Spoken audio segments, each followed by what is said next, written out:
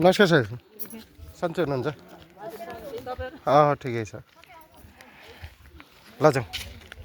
याद त है छिटो हिँड्नु न मोबाइल हेरे गर्ने एउटाले फेरि ताइरे भोक लाग्यो अहिलेको अहिले भोक लागिसक्यो खाना खाएन अहिले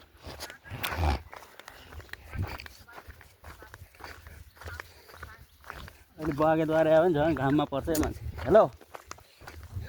हिँडे आमा अघि नै आएको खोइ त यहाँ आएन त बाटा बिलाग्यो यहाँ त्यस्तो त्यो पाराले नि अहिले बागेद्वारा आयो भने घाममा पर्छ हाल्नुहुन्छ कि जाने सँगै कि बुढीसँगै आउने भोक लाग्छ छिटो निक्ल्यो अहिले बागेद्वारा आउँछ र त्यहाँ भिडमा पर्ने यति नि भनेको जात होइन क्या चिसोमा मान्छे नि के बागेद्वारा आएको छैन अहिले त्यो आएर पस्यो भने अहिले त्यहाँ उभिने घाममा छैन कि त्यही भएर छिटो भिड छैन क्या छिटो जानु माइजी त बुढो मान्छे अहिले उहाँलाई त घुसै हाल्दैन कि के भन्छ त्यहाँ बुढो हुनुहुन्छ भनेर सालीले त्यही त पछि आफ्नो लागिहाल्ने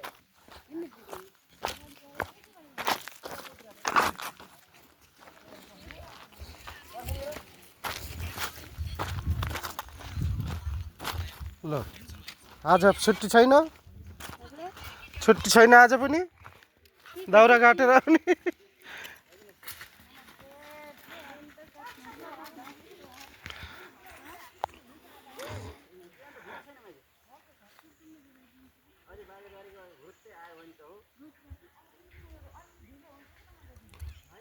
ए आउनु के कति सम्झाएको यार के पर्खिने बुढीलाई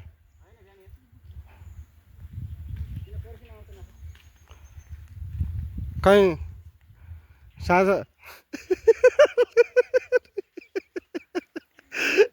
साझा काम बन्दैन भनेर पर्खिने कि भनेर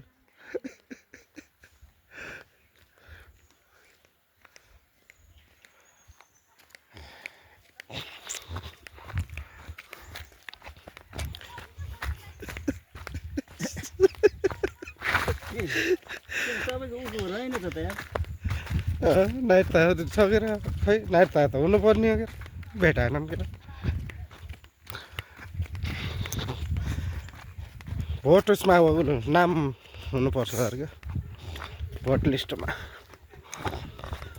गराउन लाएको थिएँ के अरे भएन कि बन्द भएर रहेछ